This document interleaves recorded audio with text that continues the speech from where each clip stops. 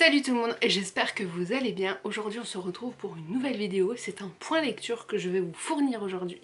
Alors ce point lecture sera en deux parties, puisque je me suis rendu compte que chaque mois je devais sélectionner les livres que je voulais vous présenter, et c'était une sélection complètement aléatoire, et je me suis dit c'est quand même dommage de lire autant et de ne présenter que un tiers de ce que tu lis.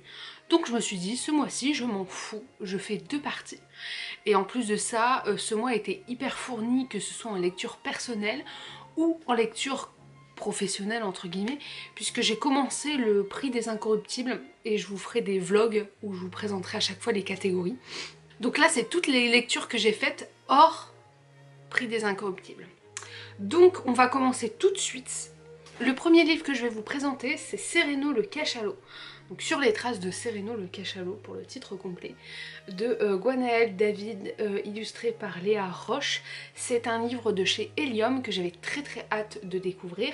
Il y en a deux qui sont sortis simultanément. Il y avait Céréno le cachalot et le deuxième, je ne sais plus. Je sais pas s'il y a Tala le chimpanzé. À chaque fois, les auteurs vont se concentrer sur un animal et vont construire une histoire autour de cet animal. Alors je ne sais absolument pas s'il existe, je pense que oui. Je pense que Céréno le cachalot existe. Donc là en fait c'est Louise qui va partir en vacances et ses parents vont décider d'amener en fait deux de ses amis qui sont Rima et Philippe, et tous les trois ont une passion pour les cachalots, et en fait ils vont décider de partir sur les traces je sais pas comment on appelle ça, d'une bande de cachalots. Voilà, sauf que ils sont jeunes, ils peuvent pas le faire tout seuls, et en fait ils vont rencontrer des habitants de l'île où ils sont partis en vacances qui vont les aider à approcher les cachalots, mais de manière plus saine que ce que le tourisme peut faire. Donc c'était un récit super intéressant, franchement je vous le conseille à 3000%. C'est vrai que je l'ai lu bien avant qu'il fasse beau et que ce soit l'été, tout ça, mais c'est le genre de lecture qui est parfait pour juillet-août. Il y a un gros côté écologie, préservation des espèces, critique du tourisme qui peut y avoir sur beaucoup d'îles. Mais franchement c'était super bien. En plus vous avez du coup des petites illustrations qui s'incrustent par-ci par-là, qui sont vraiment très belles. Je trouve que c'est vraiment une collection qui mérite sa place dans les rayons de librairie, et que je vais pas arrêter de conseiller. Donc je vais découvrir le deuxième, donc Tala le chimpanzé, un peu plus tard. Là c'est parce que j'avais reçu le service presse et que j'essaye d'être un minimum fidèle, et si on m'envoie un service presse j'essaye de le lire en temps et en heure, et c'était le cas pour celui-ci parce que je l'ai lu et genre le lendemain il arrive en librairie, donc très bien. Donc voilà, si vous cherchez un récit engagé, qui parle d'écologie, qui parle d'animaux, qui peut parler de la société en général, mais d'une légèreté et d'une douceur incroyable, vous avez celui-ci qui est publié. Après on va partir sur trois choses complètement différentes, trois récits de fantasy que j'ai découverts, les trois en avant-première. Donc on va commencer par Chasseur d'éclairs de Abigail Michel dans les éditions Hachette, qui est paru le 5 avril. Je sais que celui-ci par contre ce n'est pas un one-shot, je sais qu'on m'a annoncé qu'il y avait un deuxième tome. On est sur un récit du coup, comme je vous ai dit, fantasy à partir de 12 ans. On va suivre, je ne retiens jamais les noms des personnages, Alric, qui est ce jeune homme là sur la couverture, qui en fait est dans un monde où l'eau n'existe plus, enfin en tout cas les océans n'existent plus, et à la place des océans vous avez des nuages. Et donc en fait il y a toute une navigation sur les nuages qui a été créée, tout ça, et il y a aussi les chasseurs d'éclairs. En fait c'est très complexe cet univers là, mais en tout cas on va suivre Alric qui a 14 ans et en fait son père est parti en expédition et il n'est jamais revenu. Et en fait, quand les bateaux de l'expédition de son père reviennent, il n'y a pas celui de son père, et en fait, on apprend qu'il est mort, enfin qu'il est en tout cas présumé mort, sauf que Alric n'y croit absolument pas. Pour lui, il y a quelque chose qui cloche dans toute cette histoire et en fait il décide de partir à l'aventure pour découvrir ce qui s'est passé pour son père. Il va du coup intégrer l'équipage d'un bateau en particulier et va commencer son aventure. J'en dis pas trop parce que voilà, je garde un petit peu de suspense. C'est un super bon livre. Je crois que c'est une autrice française. Oui, c'est une autrice française, donc ça fait trop du bien d'avoir des auteurs français qui éditent ce genre de pépites là. Je me suis vraiment régalée pendant ce récit. Il y a du rebondissement, il y a de l'aventure, il y a du suspense, il y a de l'enquête, il y a des personnages qui sont en couleur, qui ont tous leur caractère chacun, mais franchement il y a de tout. Il y a vraiment tout ce qu'il faut dans cette histoire pour passer un bon moment. Je vous conseille à 3000%, je me suis absolument pas ennuyée. Alors certes au début ça peut paraître peut-être long pour certains, mais je trouve que la mise en place de l'univers était important pour la suite de l'histoire. Et voilà, on va se rendre compte que les expéditions peuvent parfois être dangereuses et que il suffit qu'on soit plus gradé qu'un autre pour que ça parte en cacahuète. Bref, si vous n'avez pas eu l'occasion de le voir, en plus, bon là j'ai le service presse donc il n'est pas génial, mais la version finale du livre est vraiment très belle avec des petites dorures par-ci par-là. Bref, un incontournable maintenant qui fait partie de ma bibliothèque et donc je suis trop ravie.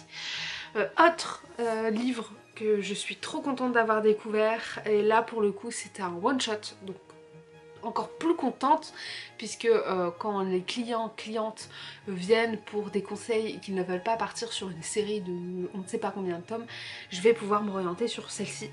Il s'agit de Rose et les 13 royaumes magiques de Queen Sonsna Spear dans les éditions Albin Michel, qui est sorti en début d'année il me semble. Là on est sur un récit qui peut s'adresser pour les plus petits, je dirais à partir de 10 ans bon lecteur. On est donc le personnage principal est dans le titre, donc cette fois-ci je n'ai pas besoin de me rappeler, mais c'est Rose. Donc Rose, elle est très proche de sa tante Jo qui lui raconte toujours des histoires farfelues sur des royaumes un petit peu bizarres, c'est-à-dire qu'il y a un royaume où on peut faire ci, un royaume où on peut faire ça, enfin vraiment énormément d'histoires et Rose elle adore ces histoires, sauf que pour elle ça reste des histoires. Et en fait, sa tante, elle va tomber malade et elle va lui donner la montre que vous pouvez retrouver dans la couverture. Je regarde la quatrième pour pas spoiler certaines choses. Et donc en fait, elle va lui donner une montre et elle va lui dire écoute, toutes les histoires que je t'ai racontées quand tu étais petite sont vraies, ces royaumes existent. Si tu veux plonger dans ces royaumes, il faut absolument que tu t'endormes entre 23h et minuit. Voilà, il faut pas que tu t'endormes avant ou après, ça peut être très grave pour toi. Et bah voilà, arriver dans ces royaumes là, pas de soucis, enfin voilà, profite, machin, truc. Rose elle y croit pas du tout, elle se dit mais c'est quoi ça, enfin, pour moi c'était des histoires, c'est pas du tout la vraie vie. Et donc arrive le premier soir où elle a cette montre en main et elle décide de quand même s'endormir entre 23h et minuit.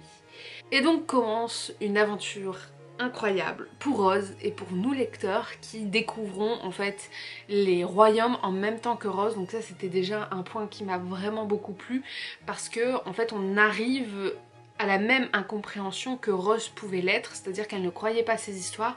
Nous en tant que lecteurs on est là en mode on découvre le livre et on va se prendre au jeu avec Rose dans ces royaumes multiples. Autant vous dire que je l'ai avalé en 2-3 mouvements.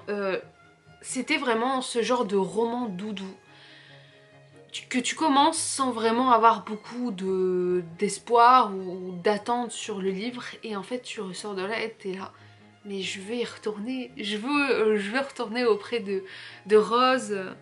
Enfin, franchement il y avait beaucoup de thématiques qui sont abordées dedans que encore une fois je peux pas vous révéler parce que je trouve que ça perdrait de sa beauté, de sa douceur, mais si vous adorez la fantasy et que vous aimez bien cette idée de royaume multiple, de découverte de royaume, il y a une certaine course-poursuite, mais je ne vous dis pas pourquoi, ça fait beaucoup de mystère, je sais, j'en suis désolée, j'aime pas du tout quand on fait ça, mais celui-ci je peux pas trop en révéler parce que ça fait partie de la chose, et en plus il ne fait que 276 pages, donc autant vous dire que ça va à fond à l'heure sans que ce soit trop rapide, et on arrive à clôturer une histoire bien comme il faut, donc je peux pas trop vous en révéler, sinon je partirai directement sur plein de choses de pourquoi je l'ai aimé et pourquoi je le conseillerais à 3000%, mais vous pouvez me faire confiance, il n'y a pas de souci.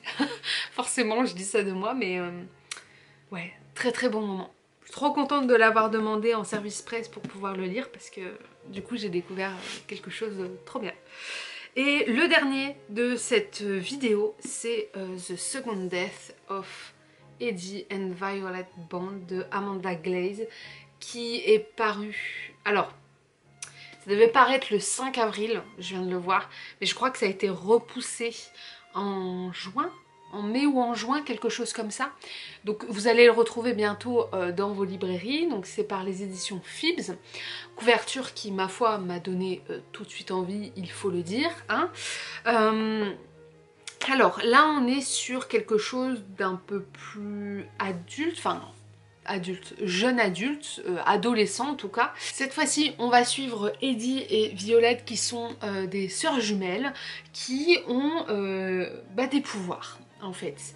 Des pouvoirs que leur mère possédait et que du coup elles ont possédé à leur tour, mais dont leur père est pas du tout fan, c'est-à-dire que leur père a failli les faire interner, elles se sont vite enfuies. Alors les pouvoirs, je ne sais plus qui et qui. Alors Violette, c'est ouvrir le voile qui sépare la vie de la mort, et Eddie est capable de le traverser pour arpenter le monde des esprits. Et en fait, après avoir fui le domicile familial après la mort de leur mère, elles vont se réfugier dans une communauté où ils font des spectacles, je crois qu'il n'y a que des femmes, il me semble. Et en fait ils font des spectacles pour des publics, pour survivre tout simplement, et ils vont utiliser du coup leurs dons. Sauf qu'à un moment donné, lors d'une représentation, il y a un esprit qui arrive à s'échapper du monde des esprits pour venir dans le nôtre.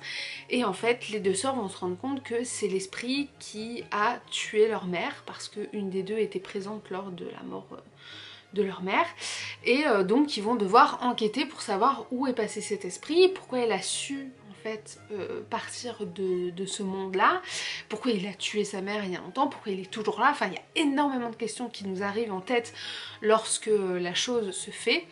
Et on va partir dans un petit... ils appellent ça un thriller fantastique haletant. C'est vrai que c'est exactement les mots qui conviendraient à ce livre-ci. Alors étonnamment surprise, là on est aussi sur un one shot. J'ai beaucoup aimé ce récit. Je me suis autant attachée à Eddie que Violette, et ça c'est très rare je trouve, parce que c'est un petit peu le problème quand on fait un livre avec deux personnages principaux, c'est de s'attacher plus à l'une que l'autre. Donc voilà, elles sont toutes les deux différentes, mais leur caractère est pas du tout complémentaire, hein, mais je trouve qu'ils s'imbriquent bien l'une envers l'autre, et parfois il y en a une qui a des réactions excessives et parfois une qui est trop... passive. Enfin franchement le duo des deux était très bien. Il y a d'autres personnages qui entrent en jeu qui étaient très bien.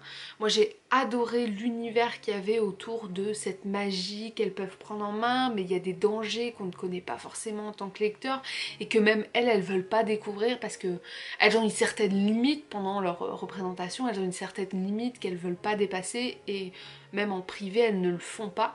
Donc voilà, c'était vraiment une très belle découverte.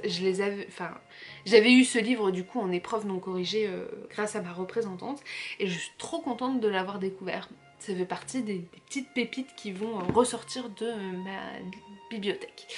J'en ai fini avec cette vidéo, enfin en tout cas avec cette première partie de vidéo.